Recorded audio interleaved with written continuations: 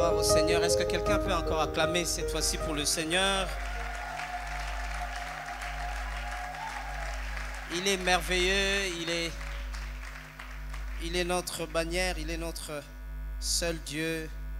J'ai béni le Seigneur pour cette occasion qu'il nous donne de pouvoir nous réunir autour de la parole et particulièrement avoir choisi que je vienne ce soir pour pouvoir parler de la part du Seigneur, comme a dit notre Père ici.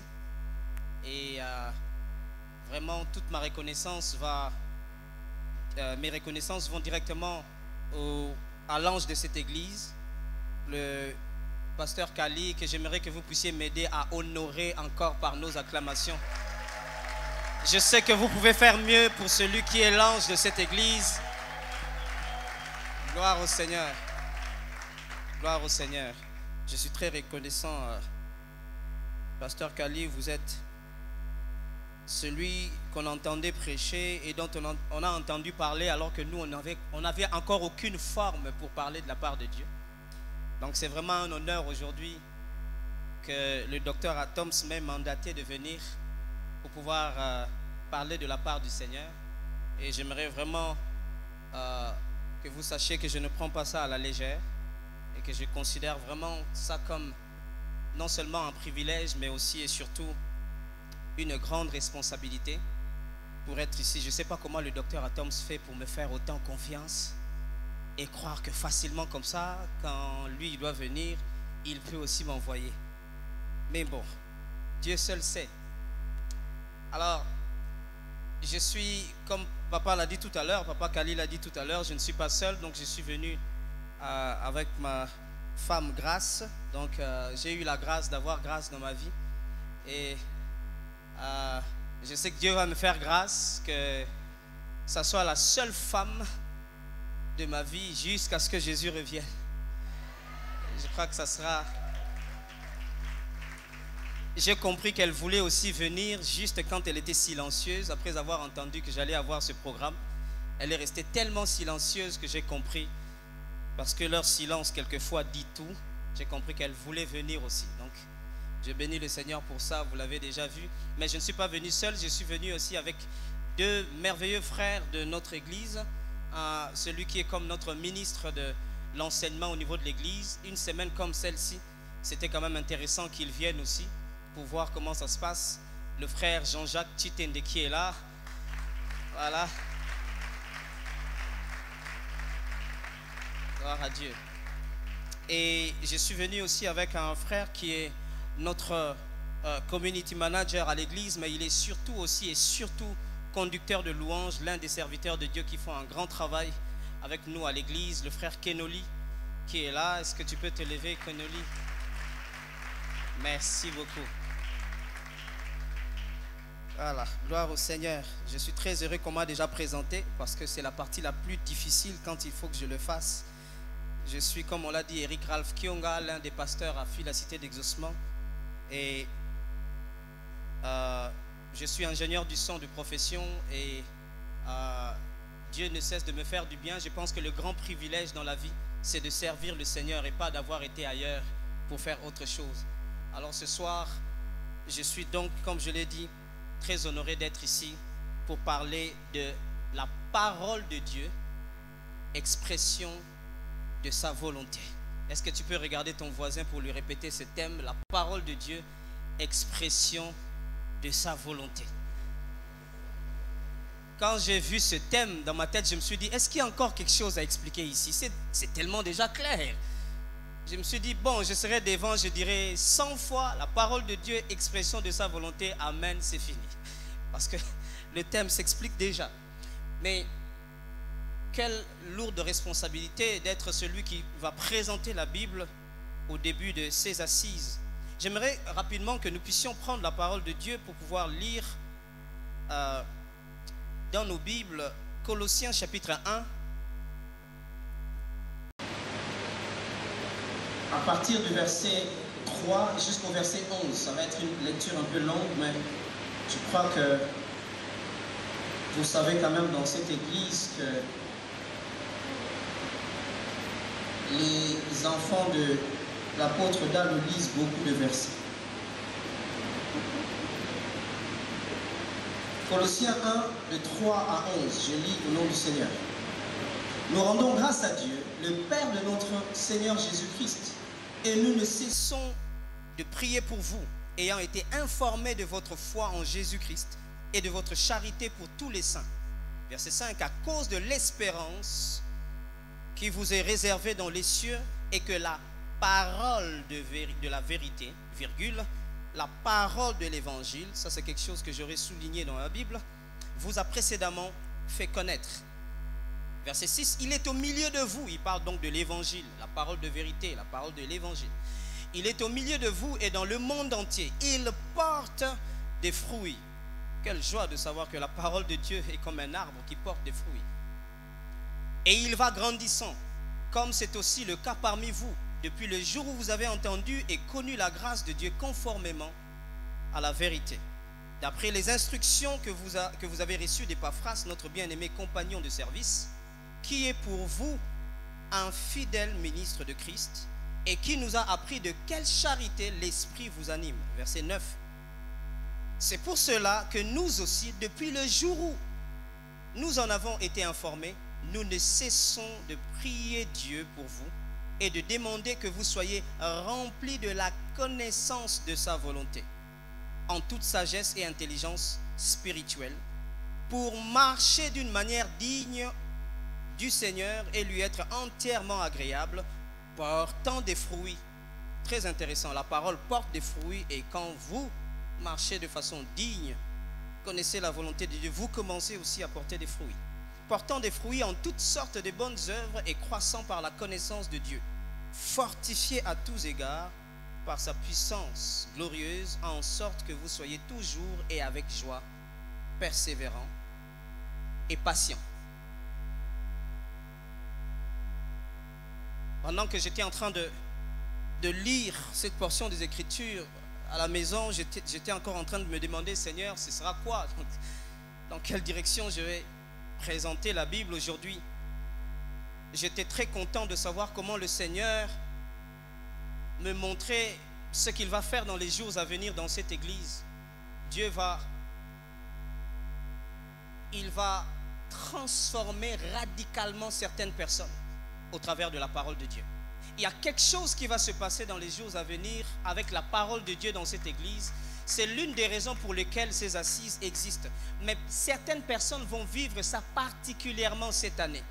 Et ça va se voir. Le témoignage ne se parlera pas. Ça se verra et ça se vivra. C'est là que j'ai été très heureux de voir que ce n'est pas pour rien que Dieu m'a demandé de venir ici. L'apôtre Paul est en train de bénir Dieu de ce que les chrétiens de Colosse ont reçu la parole. Cet épître a été écrit comme une sorte de circulaire. Ça devait circuler parce que si vous regardez l'épître aux Colossiens et l'épître aux Éphésiens, on a l'impression que c'est la même chose. Et Paul avait dit que quand vous allez lire ça, vous allez faire parvenir de l'autre côté et eux aussi ils vont vous faire parvenir la lettre que je leur ai envoyée. Il leur a parlé, ils étaient presque dans les mêmes contextes. Mais sans rentrer trop dans cette affaire de contexte, il est en train de bénir Dieu parce qu'il a remarqué quelque chose. Ils ont été informés de combien la parole de Dieu a porté des fruits au travers les saints là-bas.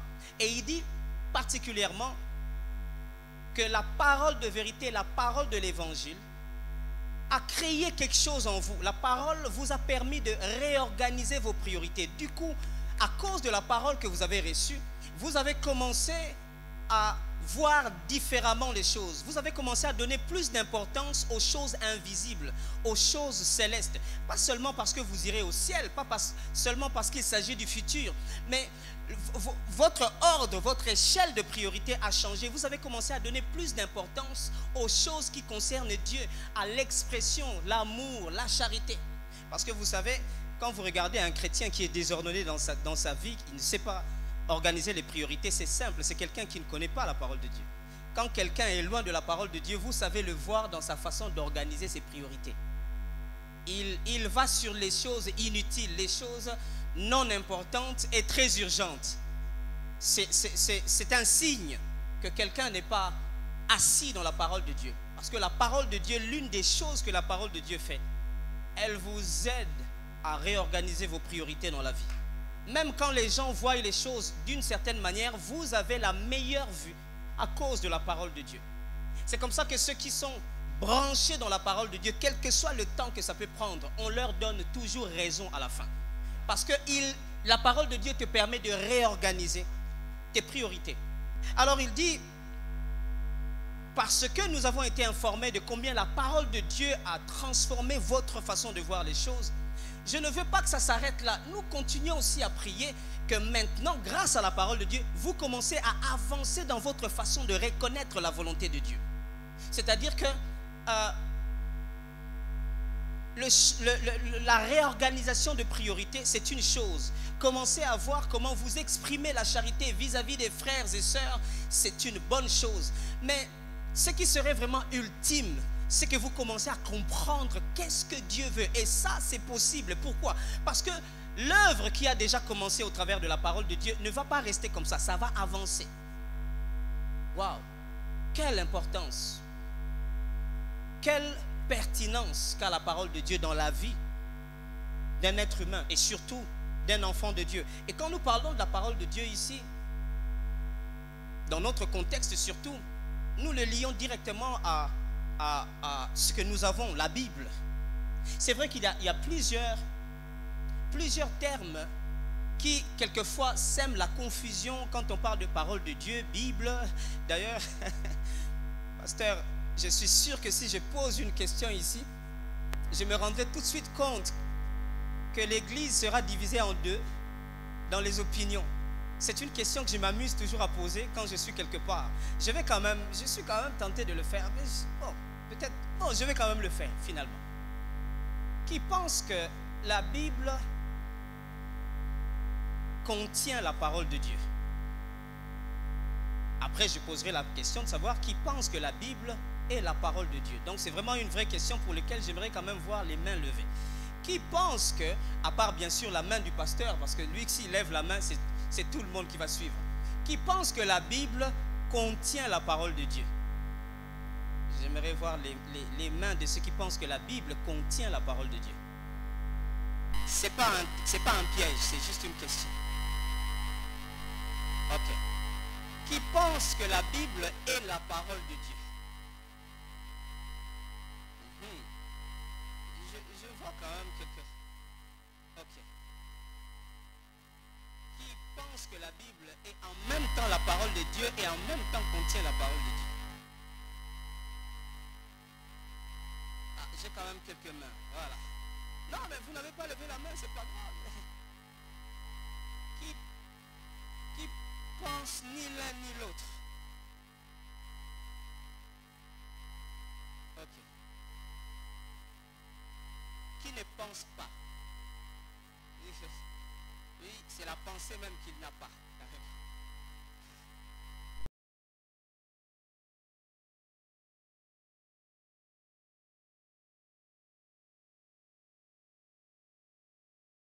Parce que Dieu veuille quand même qu'on puisse fixer un certain nombre de choses. Pourquoi?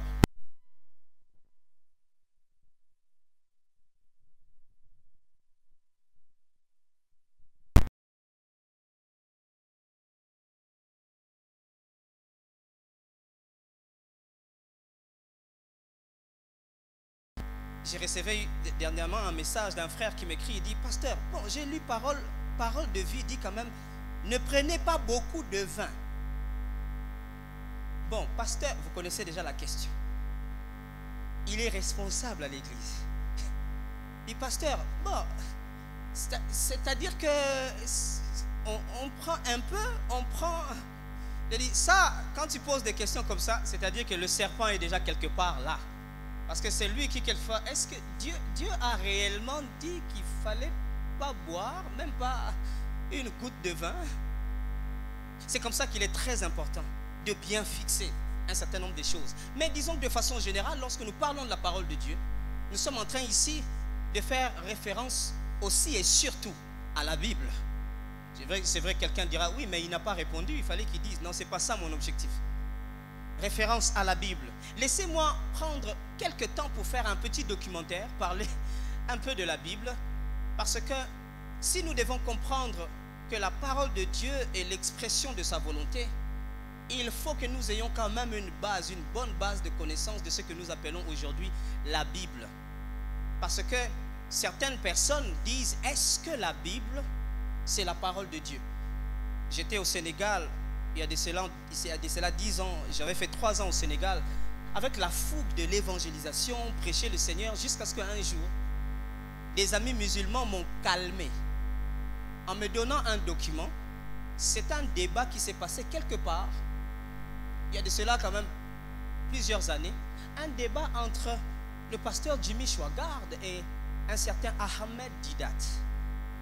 Et le débat portait sur la Bible est-elle la parole de Dieu? Waouh, c'était terrible.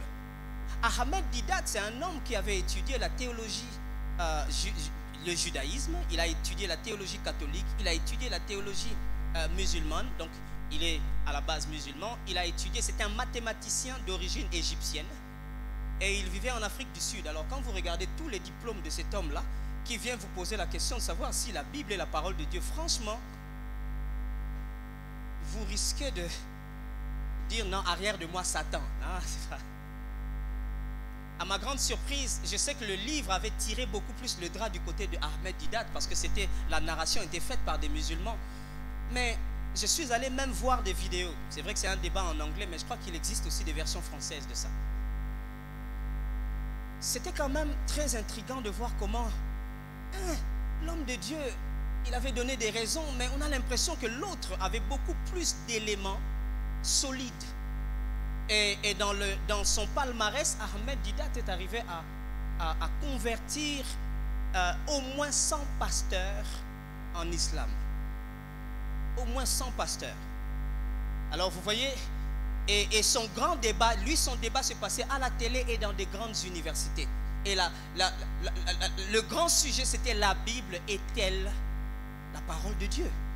Si nous disons que parole de Dieu, expression de sa volonté, et que il y a un ciseau ou des ciseaux qui viennent et qui coupent le lien entre la Bible et la parole de Dieu, on a un problème. Parce que où est-ce qu'on va trouver finalement la parole de Dieu?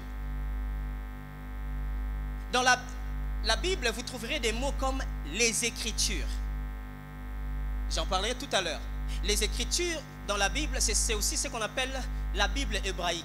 Jésus dit aux disciples qu'il avait rencontrés après sa résurrection, il dit, c'est là ce que je vous disais que devait s'accomplir sur moi la loi de Moïse, les psaumes et la loi de Moïse, les prophètes et les psaumes.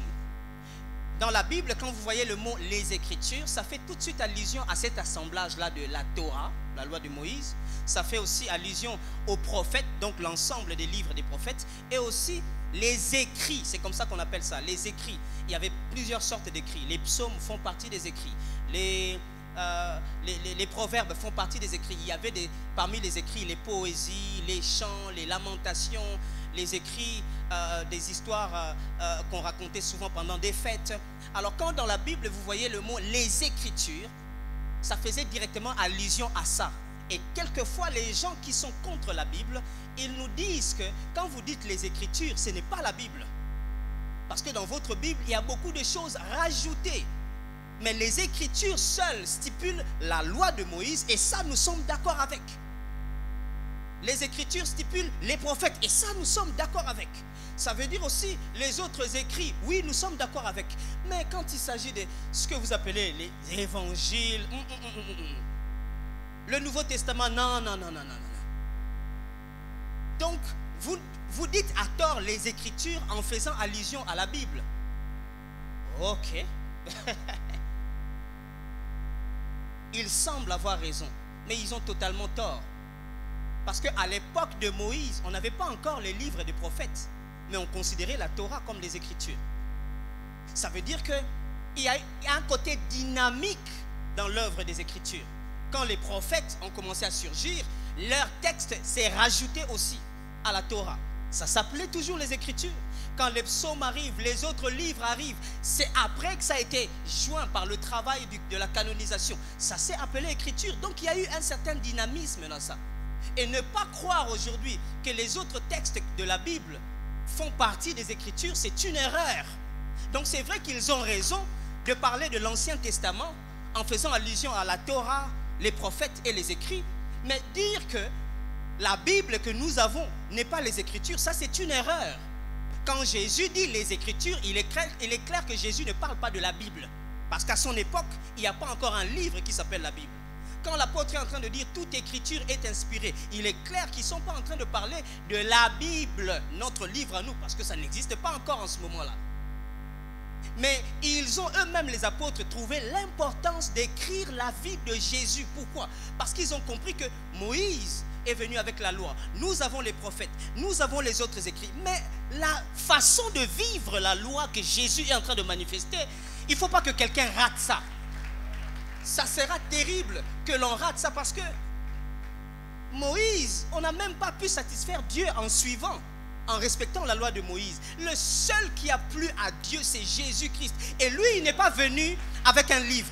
Il n'est pas venu avec un, je vous donne ça, prenez ça comme des comprimés, chapitre 1, c'est ceci, chapitre... Non, lui, il est venu comme la parole incarnée. Il se met à vivre et pendant qu'il vit, c'est à nous d'écrire ce qu'il est en train de vivre. Les disciples se disent, ah, c'est comme ça que le Nouveau Testament n'a pas été écrit comme une loi. C'est des perspectives des gens. Chacun se dit, en tout cas, toi écris de ton côté, mais moi aussi, je ne peux pas ne pas écrire. Parce que chacun de nous a été témoin.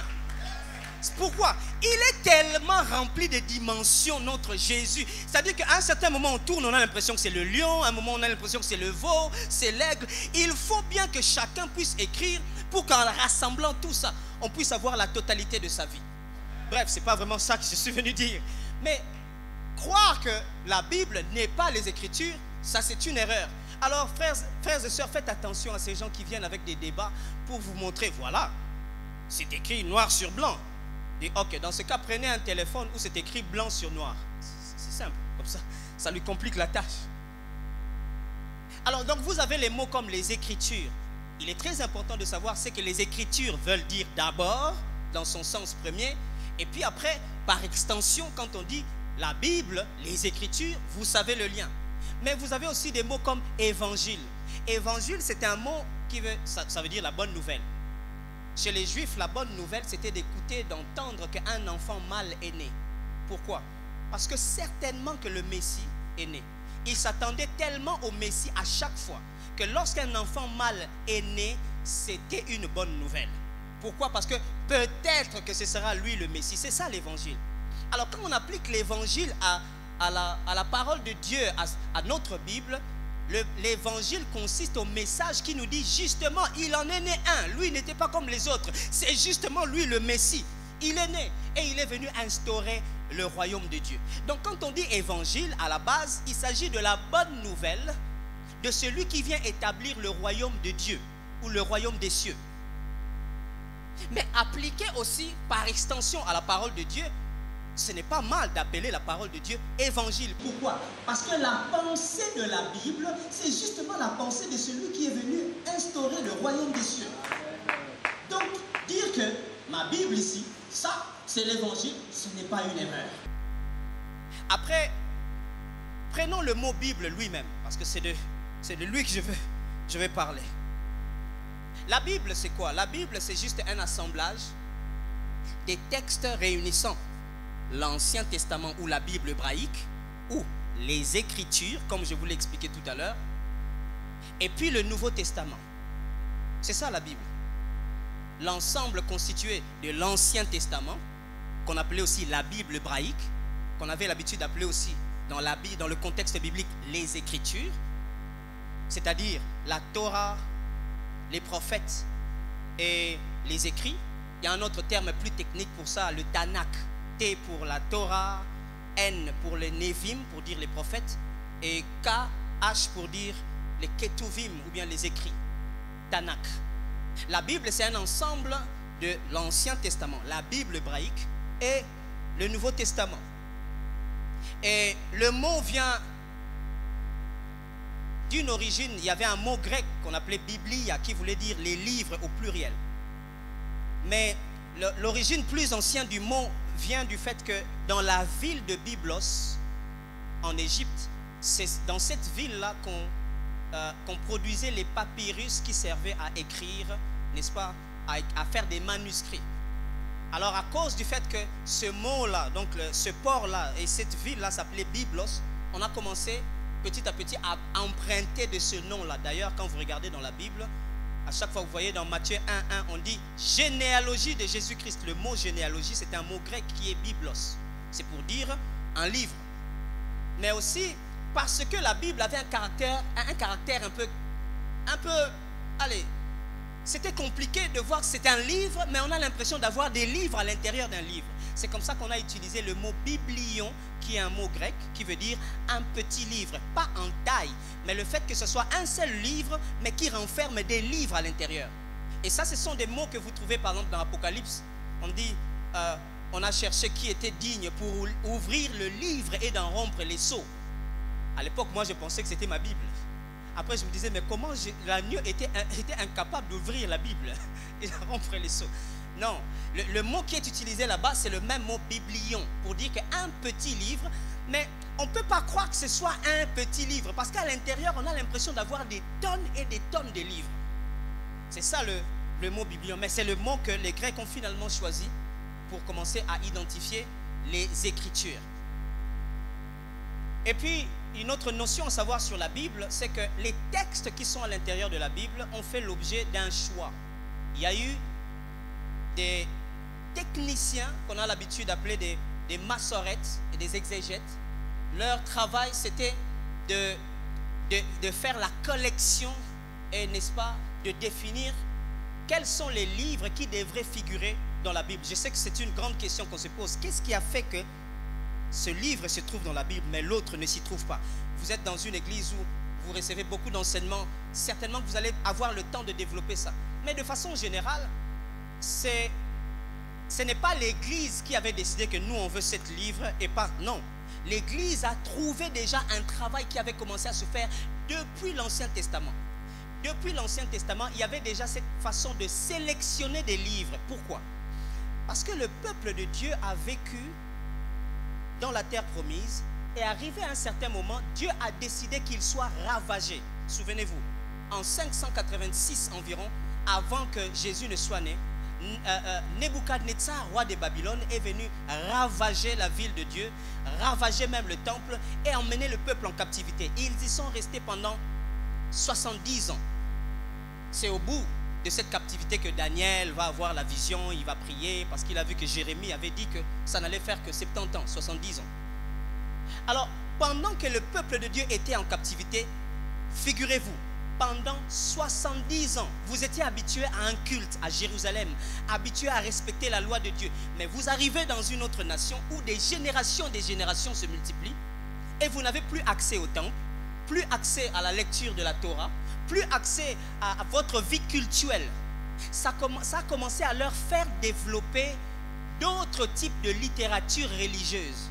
Au contact avec la culture chaldéenne, ils ont commencé à développer aussi d'autres inspirations. C'est là que vous avez d'autres types de livres, par exemple, qu'on appelle la Gemara. Ce sont des interprétations de la Torah. Mais quand vous regardez, vous avez l'impression que ça, c'est toujours l'affaire de Dieu. C'est toujours les choses de Dieu, ça. C'est ça, justement. Lorsque vous êtes au contact, vous n'êtes plus au contact de Dieu et que vous êtes en contact avec d'autres cultures chrétiennes, ça commence à vous faire développer une autre façon de chrétienté. C'est ça qui arrive généralement aux chrétiens. Il a quitté le Congo, il était membre de Parole Éternelle. Après, il arrive dans un pays où il n'est plus au contact de l'église. Petit à petit, sa façon de concevoir le christianisme va commencer à changer. Il y a des éléments de tolérance qui vont commencer à entrer. Pour lui, ça sera normal. Et c'est ce qui s'est passé aussi. Au contact des Chaldéens, ils ont commencé à développer des formes de spiritualité. C'est là que certains livres ont été écrits, c'est dans ce contexte-là. C'est comme ça que lorsqu'ils sont revenus de la captivité, et que vous savez, Esdras qui a fait ce merveilleux travail de compiler les livres, il y avait besoin de commencer à sélectionner. Parce que ces gens viennent du contact avec une autre culture. Il faut que leur spiritualité soit revérifiée. C'est là que beaucoup de livres n'ont pas pu entrer dans le canon de la Bible hébraïque. Donc aujourd'hui, quand vous regardez, vous avez certaines Bibles qui ont beaucoup de livres, n'est-ce pas? Vous avez des Judith, des Tobie. Le temps me manquera pour vous dire les vraies raisons pour lesquelles ces livres-là, un à un, ont été enlevés de la Bible. Mais c'est juste, on a trouvé qu'il n'y avait pas Dieu dedans. On a trouvé qu'il y avait un élément du contact avec la culture étrangère. C'est comme ça qu'on a commencé à enlever ça. Cette affaire de sélection avait déjà commencé avant le Nouveau Testament. Et quand les apôtres vont mourir, ceux-là qu'on appelle les pères de l'Église, ceux qui étaient au contact des apôtres, avec l'Empire romain qui commençait à massacrer l'Église, ils ont aussi à un certain moment eu le besoin de commencer à rechecker certains livres qu'on a qualifiés des livres saints pour faire une bonne compilation et avoir en même temps l'Ancien Testament et le Nouveau Testament. C'est dans ce contexte-là que certains livres aussi n'ont pas figuré dans le Nouveau Testament. Il y en a beaucoup. Vous avez des livres comme Matthieu de 30, le berger Hermas, il y a tellement de livres. Vous avez les lettres d'Ignace d'Antioche, vous avez la lettre de Polycarpe, ils ont vraiment écrit. Mais le plus connu parmi eux tous, c'est la Didache. Vous avez certainement entendu parler de la Didache, la transmission de la doctrine des apôtres, des 12 apôtres aux nations. Quand vous regardez comment on est en train d'interpréter les paroles de Paul, les paroles de Jésus dans la Didache, vous êtes effarés. On vous dit oui, Jésus avait dit que votre jeûne ne doit pas être comme eux. Et dans leur explication, eux ils jeûnent tel jour, donc vous jeûnez tel jour. Quand Jésus a dit, il a parlé du jour de jeûne? Non. Mais ce sont des éléments d'interprétation erronés que vous trouvez dans ce livre-là, la Didache. Vous pouvez télécharger ça aujourd'hui sur Internet. On dit quand quelqu'un veut se baptiser, il faut d'abord lui enseigner ces choses, toutes ces choses qu'il y a dans ce livre qui s'appelle la Didache. Vous voyez, ça c'est déjà pas la pensée biblique. Et après, il faut qu'il jeûne pendant 3 jours au moins avant son baptême. Et le jour de son baptême, vous le baptisez dans de l'eau qui coule. S'il n'y a pas de l'eau qui coule, vous trouvez de l'eau chaude. S'il n'y a pas de l'eau chaude, dans ce cas, mettez 3 gouttes sur sa tête au nom du Père, du Fils et du Saint-Esprit. Ça, c'est dans la Didache. Alors, ce sont des choses, quand on voit, on a l'impression qu'il y avait nécessité qu'on commence à checker ces choses-là. Et je peux vous rassurer, les gens qui ont fait ce travail, ils ont fait un travail énorme, frères et sœurs. Il y en a qui ont laissé de leur vie. Il y en a qui ont pris tellement soin de faire ce travail. Le temps me manquerait pour vous parler de comment les scribes, parce qu'il y avait, c'est ça qui fait la spécialité de la Bible. Il y avait ces gens-là qu'on appelait des scribes. Eux, leur travail, les scribes et les massorettes, leur travail c'était de faire la transcription. Pourquoi? Parce qu'il y avait des textes originaux. Et pour garder ces textes-là, à cause du fait qu'après le temps, ça se détruisait. Vous savez que le papyrus se détruit facilement. Alors eux, ils devaient prendre soin de recopier ces choses-là. Alors quand ils prenaient soin de recopier ces choses-là, ils devraient être propres. On leur exigeait de se laver. On leur exigeait de laver leur pinceau pour faire la copie. Aucune lettre ne devait se rapprocher d'une autre lettre pour la toucher. Dès qu'une lettre touchait une autre, c'est tout le papyrus qui est annulé. Il y avait tellement un soin terrible. En faisant ça, on a l'impression d'une religiosité. Mais le sérieux que vous mettez dans des choses que vous considérez être les choses de Dieu définit ceux qui vont en vivre l'impact demain. Il y a des choses qui dans notre vie aujourd'hui, on blague avec les choses de Dieu. Nous blaguons quelquefois avec l'église. Nos églises sont devenues des repères de tout le monde. N'importe qui vient, il entre. Quelquefois, on a même des gens qui volent dans l'église. Pourquoi? Parce que ceux qui devraient prendre soin de respecter le côté sacré des choses de Dieu, ils ont manqué à ça. Ces hommes, je ne sais pas qu'est-ce qui animait leur cœur, mais ils ont pris un tel sérieux. À chaque fois qu'ils devraient écrire la parole de Dieu, ils devaient d'abord se lever, aller laver leurs mains encore. Et partout où dans leur écrit, il y avait le nom de Jéhovah, ils devaient couper d'abord, aller se laver tout le corps. Quel niveau de sérieux? Et ça, ce sera la meilleure. Il y avait une loi qui disait, même quand un roi vient te parler, pendant que tu es en train de transcrire, tu as le droit de ne pas répondre au roi. On ne te fera absolument rien du tout. Vous imaginez ça? Nous, un petit WhatsApp nous fait couper la lecture de la Bible, n'est-ce pas? C'est pour ça qu'on ne vit pas les effets. C'est pour ça que le livre, là, je vous dis, quelqu'un a dit ici, ça a été combattu, la Bible, mais jamais abattu. Pourquoi? Parce que ceux qui y ont travaillé, ils ont cru au Dieu qui était derrière. Quand vous faites les choses de Dieu, peuple de Dieu, croyez au Dieu qui est derrière. Même quand personne ne le voit, vous n'avez pas besoin de le voir, vous n'avez pas besoin de le sentir. Vous avez besoin de savoir qu'il est là. Quand vous savez que ce que vous faites a Dieu derrière, faites ça avec tout le soin nécessaire. Alors ces hommes ont pris soin de transcrire mot à mot, phrase par phrase, pour que nous puissions avoir ce que nous appelons la Bible aujourd'hui. Alors, c'est ça qui a fait, donc je vous ai parlé tout à l'heure, que finalement on a dû choisir un certain nombre de textes qui devraient se retrouver dans notre Bible. L'autre notion à savoir aussi sur la Bible, c'est que les Écritures telles que nous les avons n'a pas été présentées comme ça. Ça n'a jamais été en versets et en chapitres. Ce travail a commencé à se faire petit à petit.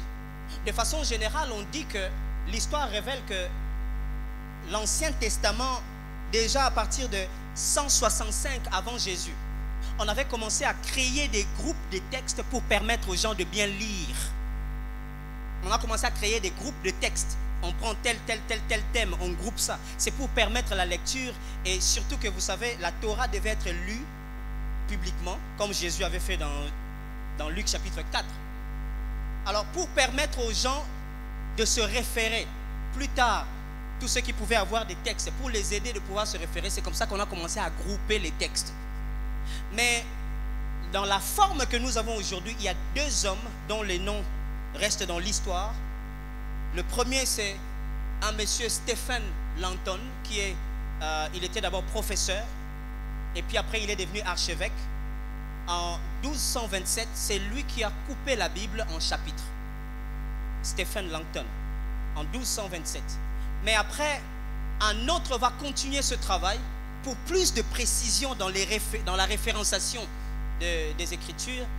Monsieur Robert Estienne, ou Robert Stephanus, vous savez que Stephen, donc Étienne en français, Stephen en anglais. C'est lui qui a coupé la Bible en versets. Et ça se fait en 1551. Donc les deux années sont des années très capitales pour pouvoir comprendre comment la Bible a été coupée en chapitres et en versets. 1227, Stephen Langton va couper la Bible en chapitres dans le format que nous avons aujourd'hui. Et en 1551, Robert Estienne ou Robert Stéphane ou Stéphanus va couper la Bible en versets. Alors, en quoi est-ce que ce livre est si spécial, frères et sœurs? Il y a tellement de raisons pour lesquelles on comprendrait que ce livre est très spécial. Mais c'est un livre qui a passé des années et des années. Les gens qui ont écrit dedans sont des auteurs qui ne sont pas de la même famille. Ils sont des époques différentes, ils sont des familles différentes, ils sont des professions différentes. Mais chacun a écrit, ne sachant pas que l'autre allait compléter ce que lui il écrivait. Pourquoi? Parce que c'est l'œuvre du Saint-Esprit qui était derrière eux, les inspirant à suivre la même ligne d'une histoire de Dieu avec l'humanité. C'est comme ça que dans l'Ancien Testament, le thème central, c'est Dieu qui est en train qui choisit un peuple et qui promet l'arrivée d'un Messie, parce que l'homme s'est détruit, l'homme a été détruit avec le péché. Et dans le Nouveau Testament, l'Ancien Testament se réalise, celui que Dieu devrait envoyer est arrivé, il a vécu en homme, il a plu à Dieu et il a fait naître l'Église qui est son corps. C'est toutes ces personnes-là, quand on essaie de voir en combien d'années les textes que nous avons ont été mis ensemble, on nous parle de 1500 ans, vous vous imaginez, 1500 ans pour avoir un livre qui a une idée centrale, une idée maîtresse qui suit comme ça et qui ne s'arrête pas. Ça, on n'a jamais vu ça d'un livre. Il existe un érudit de livres, j'aimerais vous lire ce qu'il dit. Il s'appelle professeur Montiero. Professeur Montiero, c'est un grand scientifique en matière de langue du Moyen-Orient. Le professeur Montiero dit ceci: après avoir fait 42 ans sur la recherche de la littérature en Orient, il finit par dire ceci. Il dit: prenez vos livres que vous avez entassez-les, si vous le voulez, sur le côté gauche de votre table de travail. Mais mettez votre Sainte Bible sur le côté droit, toute seule, sans rien d'autre. Nous sommes en train de lire quelqu'un qui n'est pas un chrétien, qui est juste un expert. Il dit séparez d'eux par un grand espace, car un abîme, il existe un abîme entre elle, entre la Sainte Bible et les prétendus livres sacrés de l'Orient. Un abîme total, désespérant, éternel, un gouffre qu'aucune science de la pensée religieuse ne saurait franchir. Ça, c'est un expert qui est professeur du sanskrit, 42 ans d'expérience de recherche. Quand il lit la Bible, la richesse, un livre qui est écrit en 3 langues, mais ça ne se contredit absolument jamais. Même si Ahmed Didat était en train de dire à Jimmy Swaggart, il dit comment dans votre livre, pour la même histoire ici, Salomon avait 40 000 chevaux, 40 000 crèches de chevaux. Et pour la même histoire, dans les chroniques, on dit qu'il en avait, il avait 4 000. Dans l'autre, on dit 40 000, l'autre dit 4 000. Comment tu peux dire que la Bible est la parole de Dieu alors que, pour la même histoire, on dit que Dieu excita David et il fit le dénombrement. Pour la même histoire ailleurs, on dit Satan excita David. Comment tu peux dire que ça, c'est un livre sacré? Comment tu peux dire que ça, c'est la parole de Dieu? Cet homme, il n'avait jamais nié que la parole de Dieu existait. Il veut juste dire que ce que vous avez là, c'est une œuvre des copistes. Ce n'est pas la parole de Dieu. La parole de Dieu existe ailleurs. Mais il n'a jamais su que ces copistes-là, c'était des hommes simples. Mais ils ont cru, ils ont mis foi en celui pour qui ils étaient en train d'écrire. Quand vous faites foi dans ce que vous faites, et sachant que c'est une affaire de Dieu, même des années, vous pouvez mourir. Mais ceux qui viendront après attesteront que ce n'était pas pour rien que vous avez fait confiance à Dieu. Abraham a fait confiance à Dieu. Nous, on n'était pas là. C'était très difficile pour lui. Aujourd'hui, on lui donne raison parce qu'il a des résultats. Ne cherchez pas des résultats de maintenant. Regardez les résultats qui peuvent venir après. Amen. Alors, ce livre est donc particulier. Il a été combattu. Vous connaissez Voltaire, n'est-ce pas? Voltaire, vraiment. Voltaire dit, dans un siècle après moi, le christianisme va se dissoudre. Pasteur, seulement 50 ans après lui, la Société biblique de Genève a utilisé la maison de Voltaire pour publier plus de livres. C'est-à-dire que un jour, un empereur Dioclétien, il décide que c'est fini, vers les années 303. Il dit c'est fini cette affaire des chrétiens, il faut brûler les livres. Il y en a qui ont commencé à laisser leur vie dans des arènes. On te trouve avec un parchemin, on te trouve avec un rouleau, on te brûle vif. Certains se sont fait manger par des lions. Pourquoi? Parce qu'ils ont tenu à garder les écrits.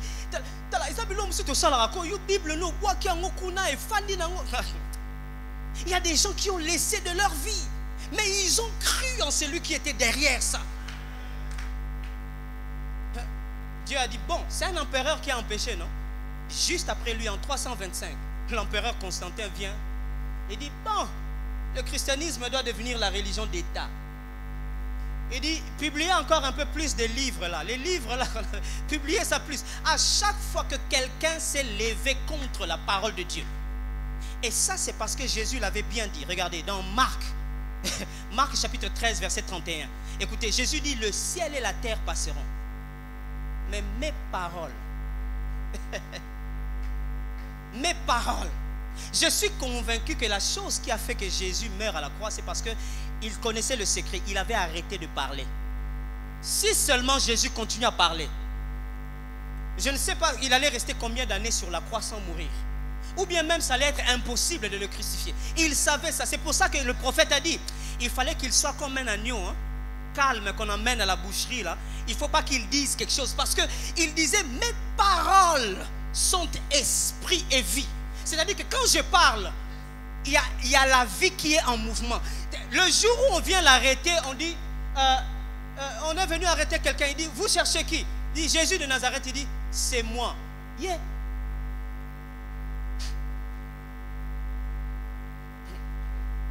Trois fois, les gars sont tombés. On cherche Jésus-Christ, c'est moi, il tombe. Pourquoi? Parce que sa parole, c'est autre chose. Quand on dit que, c'est comme ça que, laissez-moi finir simplement en disant ces choses que Dieu m'a mis à cœur. Quand on dit la parole de Dieu, c'est l'expression de sa volonté. Qu'est-ce qu'on veut dire par là? Il faut d'abord savoir que lorsqu'on dit parole de Dieu, on est en train de dire quoi? J'ai rencontré quelqu'un une fois, toujours dans ce pays-là, dont je vous ai cité le nom, qui me disait, mais attends, quel est le rapport qu'il y a entre parole de Dieu et Bible? La parole de Dieu, ce n'est pas la Bible. Vous utilisez des mots comme ça de façon confuse. Quand on dit parole de Dieu, je vais vous donner une définition simple de la parole de Dieu. Vous êtes prêts? La parole de Dieu, c'est quoi? La parole de Dieu, c'est la communication de sa pensée, de ses sentiments, de sa volonté et de son action. Quand on dit parole de Dieu, pensez directement à la communication de la pensée de Dieu. C'est-à-dire que quand Dieu te parle, Dieu n'a pas besoin de parler ta langue. Ce n'est pas une langue, mais c'est une communication. Et ceux qui ont fait la communication, ils savent que le langage non verbal, quelquefois, parle plus que le langage verbal. C'est comme ça que toi qui attends toujours qu'un prophète parle, qu'il parle, tu rates la parole de Dieu. Parce que la parole de Dieu, ce n'est pas des mots qui sortent de quelqu'un. La parole de Dieu, c'est la communication. Et ça, il sait le faire. C'est en esprit. Il sait communiquer la pensée. Dieu peut te communiquer sa pensée. Il peut te communiquer ses sentiments. Il peut te communiquer sa volonté. Je ne sais pas comment, mais il faut qu'on fasse ci. Ça, c'est généralement ce qui arrive aux hommes qui dirigent les églises, les pasteurs. C'est-à-dire que, pasteur, comment tu as su pour qu'on puisse établir... Il ne te dira jamais. Dieu lui a communiqué sa volonté. Il n'existe pas un processus mathématique pour expliquer comment je sais que ça c'est la volonté de Dieu. Je le sais. Ce n'est pas une information. On n'est pas en train de parler d'une information. On ne t'a pas informé. Il y a une différence entre l'information et le savoir. C'est deux choses différentes. Information, c'est qu'on te dit un certain nombre de choses qui te fait réaliser que. Mais le savoir, c'est l'état dans lequel tu es quand tu sais quelque chose. Et Dieu, il sait comment communiquer. Il te communique. Tu sais juste qu'il faut qu'on ait une semaine de la Bible. Par quelle formule, je ne sais pas. Comment tu l'as? C'est la volonté de Dieu. Comment tu sais que c'est la volonté de Dieu? Parce que c'est la volonté de Dieu. Alors, quand nous disons parole de Dieu, expression de sa volonté, en ces quelques minutes, laissez-moi vous dire qu'est-ce que nous voulons dire ici. Il est vrai que nous voulons dire beaucoup de choses. Beaucoup. Mais voici la première des choses à retenir. Quand nous disons parole de Dieu, c'est expression de sa volonté, ça veut dire ceci. Vous ne pouvez pas accomplir la volonté de Dieu sans sa parole. J'ai vu des gens qui disent, oh, j'aime le Seigneur. Moi, vraiment, dans ma vie, j'aime le Seigneur. Je veux juste que le... Vous ne pouvez pas accomplir la volonté de Dieu sans sa parole. C'est la parole de Dieu qui vous donne des repères sur ce que Dieu veut. Tu ne peux pas savoir ce que Dieu veut tant que tu n'es pas en contact, en communication avec Dieu. Ma femme, quelquefois, et assez souvent d'ailleurs, c'est quand on ne se parle pas qu'on se comprend. Pourquoi? Parce que c'est de la communication. Quand il n'y a pas ça, comment je peux savoir ou elle peut savoir ce que je veux? C'est pour ça qu'aujourd'hui les gens viennent avec beaucoup de discours. Voilà, moi je sais ce que... Il y a même des spécialistes de la volonté de Dieu. C'est-à-dire que lui, il sait. Nous voulons savoir qu'est-ce que Dieu veut. On va le consulter lui. Dis-nous qu'est-ce que Dieu veut. Ah, ma Bible à moi me dit, après avoir parlé à plusieurs reprises par des prophètes, Dieu dans Hébreux chapitre 1, Dieu dans ces derniers temps nous a parlé. Il n'a pas dit Dieu nous parlera. Il n'a pas dit que Dieu va nous parler. Il nous a. C'est quelque chose que nous avons déjà. Le jour où tu es né de nouveau, tu as déjà la communication directe avec Dieu. La ligne, elle est directe. Il n'y a pas de quelqu'un qui soit spécialiste. Non, c'est à toi d'apprendre à comprendre comment ton père parle. On ne sait pas comment ça se fait. Nous avons deux jolis enfants. Mais la deuxième, elle vient d'avoir, elle va avoir 6 mois bientôt. Mais à chaque fois qu'on est quelque part, si on l'amène ici, il va vous regarder. Mais quand elle va me regarder, elle va sourire. Comment? On ne sait pas. C'est la communication. C'est pour ça qu'aujourd'hui, dans la vie chrétienne, tout le monde veut tout expliquer. On n'a pas tout à expliquer. On sait. Job a dit, je sais. Il ne dit pas que je sens la manière dont les choses vont. Mon Rédempteur se lèvera. Non. Les choses vont de mal en pis. En tout cas, ça ne va pas. Mais je sais. Comment tu le sais? Je le sais. Je sais qu'il se lèvera en dernier. Et le temps arrive où Dieu va commencer à utiliser l'église par des gens qui disent je sais. Même s'il n'y a pas de preuves comme ça. Même si maintenant on les voit, c'est simple, c'est rien du tout. Mais je sais, et parce que je sais, je fonctionne déjà sur base de ça. Je n'attends pas de voir, parce que je ne fonctionne pas par la vue. Je fonctionne par la foi, parce que je sais. Alors moi, je me mets à fonctionner déjà comme ça. C'est le moment où il faut commencer à fonctionner sur base de ce que vous savez.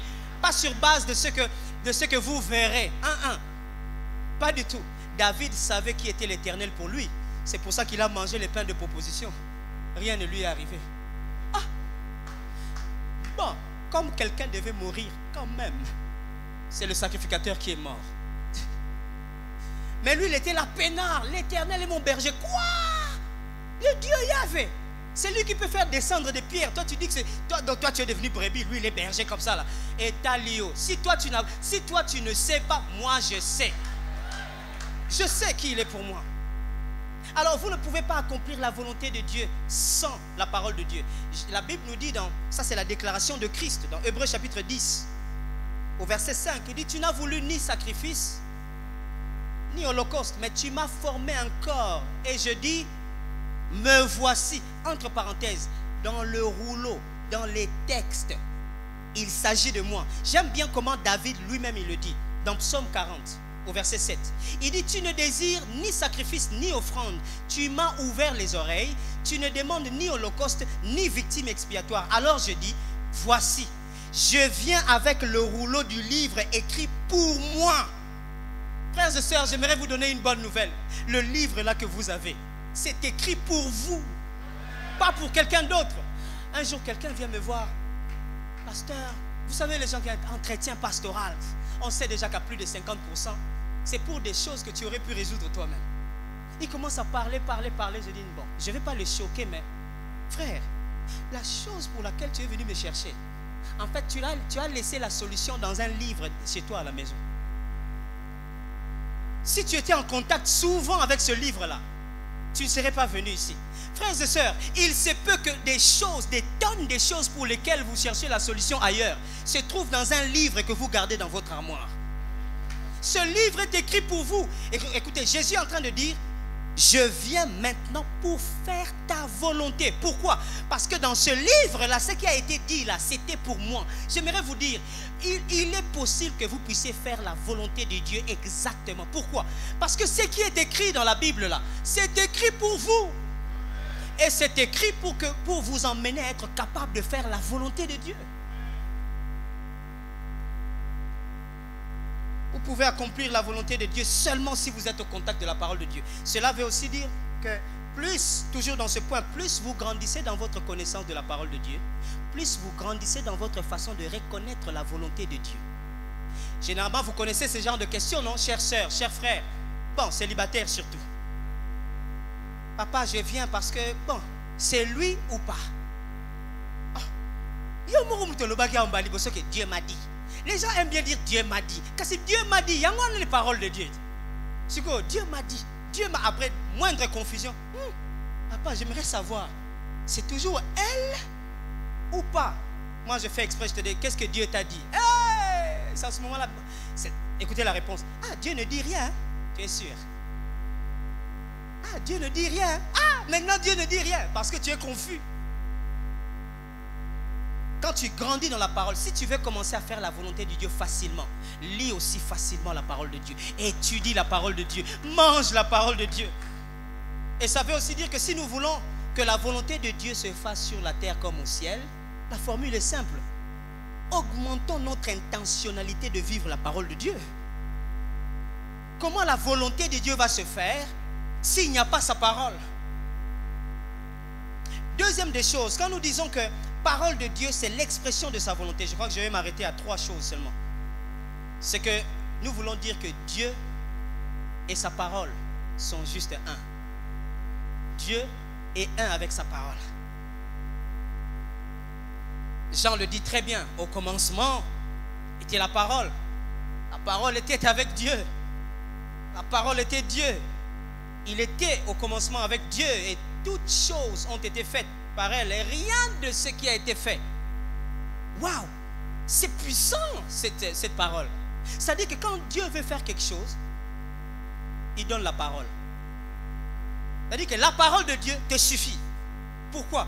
Parce que Dieu et sa parole, ils sont un. Quand Moïse était en train de dire aux enfants d'Israël dans Deutéronome 6, il leur dit, écoute, ô Israël, le chemin Israël.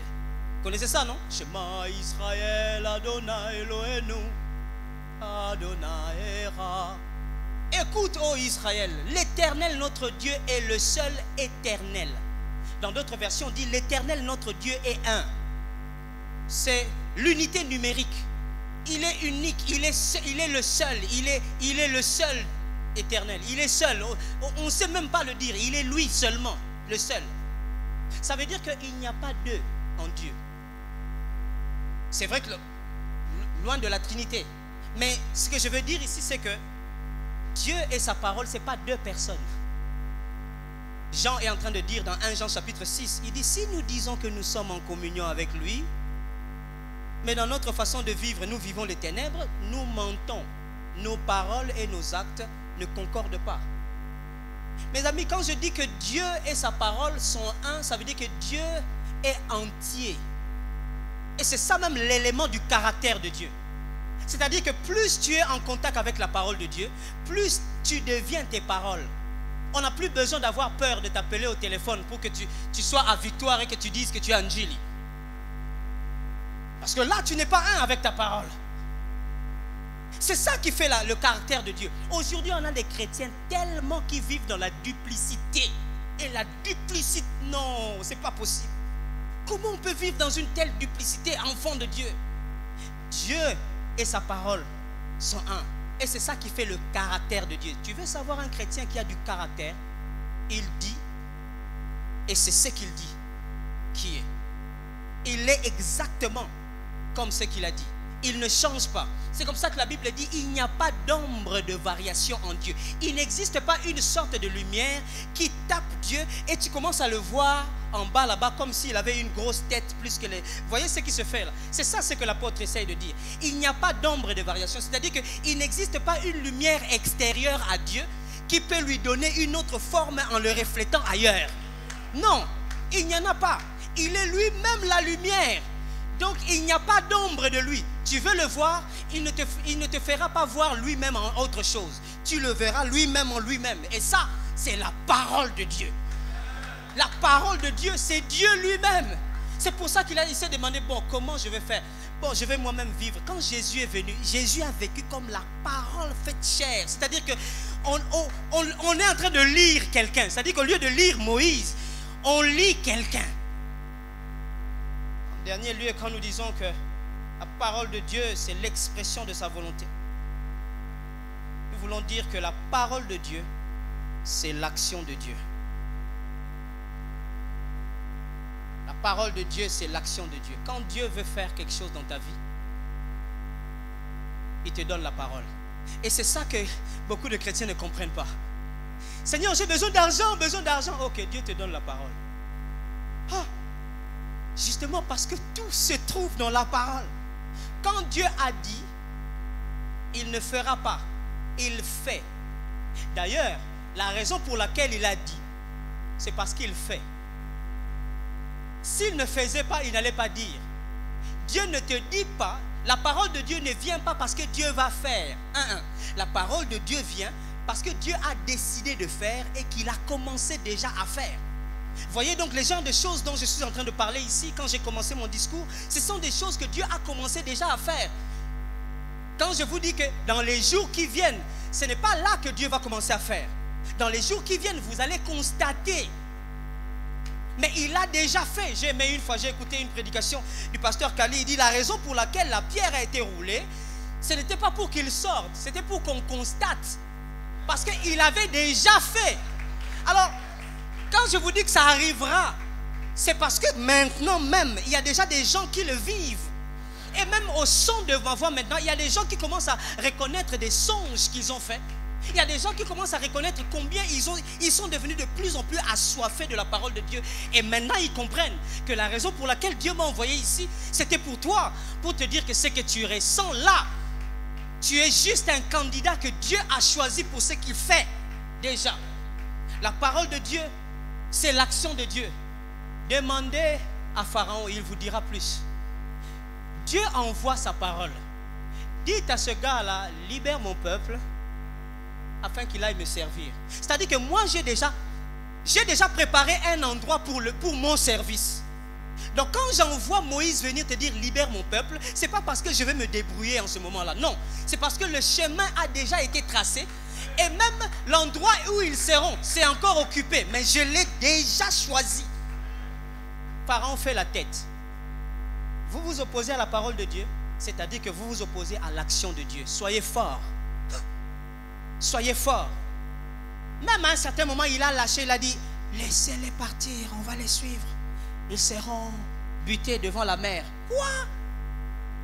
Plus tu te poses à la parole de Dieu, plus tu la rends spectaculaire dans l'action qui va arriver. Je ne sais pas pour vous, mais c'était la première fois dans l'histoire de l'humanité, un pays a perdu le même jour un président et toute son armée. Je ne sais pas comment ça a été dirigé. Tout ça pourquoi? Parce que tu t'étais opposé à l'action de Dieu. Et quelquefois, nous nous opposons, nous, à la parole de Dieu. Nous sommes les premiers, nous, membres de l'Église. Nous nous opposons à la parole de Dieu. Et donc, nous nous opposons à l'action de Dieu. Nous nous opposons à la logique de Dieu. Au commencement, parce que chacun veut venir avec sa logique. Non, moi, il faut quand même être logique. Hein? C'est vrai que Dieu est là, mais quand même la logique veut... Quelle logique tu veux nous parler? Dieu est lui-même déjà la logique qu'il faut. La Bible dit au commencement était la parole, le mot logos. Logos, c'est le même mot qui est une racine pour donner logique. Au commencement était la logique. Et la logique était avec Dieu. Et la logique était Dieu. C'est-à-dire que pendant que les hommes, dans la logique des hommes, les paroles s'envolent, hein, dans la logique de Dieu, c'est la parole qui accomplit la chose qu'il fallait. Alors quand tu as la parole de Dieu, mon ami, tu as déjà toute l'expression de sa volonté. Quand tu as la parole de Dieu, tu as déjà l'action de Dieu. C'est là quand ce qui réponse là, quelqu'un te dit, Dieu te dit 1, 2, 3, 4. Pourquoi? C'est l'assurance à jamais. C'est là quand tu cherchais quelque chose et puis du haut de la chair, le pasteur dit quelque chose, tu dis, ça on dirait la réponse à ma question. C'est pas on dirait, c'est vraiment la vraie réponse à ta question. Pourquoi? Parce que la parole de Dieu, c'est l'action de Dieu. C'est la logique de Dieu. Ne rentre pas dans la logique des hommes. Ne rentre pas dans la logique des hommes. Il existe une vraie logique. C'est la logique de Dieu. Et si tu veux connaître cette logique-là, c'est la parole de Dieu. Parce que Dieu a décidé de faire ces choses-là. Et ce temps-là arrive où je mettrai ma logique en vous. Et alors, tu n'auras plus peur de parler. Tu n'auras plus peur de te lever. Parce que tout ce que tu diras va être accompagné de mon action derrière. Et tu reconnaîtras que je suis l'Éternel qui t'ai choisi. Ceux qui sont abattus doivent être réconfortés. Ceux qui sont tombés doivent être relevés. Et ce qui a été élevé doit être rasé et rabaissé. Ta peur ne dira plus rien. Ton opprobre ne sera plus mentionné. Car moi, l'Éternel, je serai ta force. Et on reconnaîtra par l'Église que j'ai décidé d'accomplir mes desseins au travers de ta vie. Car tu accompliras mes objectifs tels que je les ai préparés. Dit l'Éternel des armées. Peuple de Dieu, le temps est arrivé où on ne doit plus considérer la parole de Dieu comme n'importe quoi. Dieu est sur le point de communiquer sa pensée dans un cœur. Tu as longtemps pleuré, mais le temps est arrivé où Dieu a besoin de te communiquer sa parole. Tu dormiras, tu verras ces choses. Tu seras en train de prier, tu verras ces choses. Tu n'auras pas besoin que ce soit un homme qui te parle, mais tu le recevras clairement en toi. Car Dieu a décidé de faire ces choses. Pasteur Kali, dans les jours à venir, Dieu dit que tu vas avoir tellement encore des enfants spirituels. Mais leur particularité, ça sera la clarté dans la communication de la parole de Dieu. La porter dans la communication de la parole de Dieu. Que Dieu soit béni pour sa parole.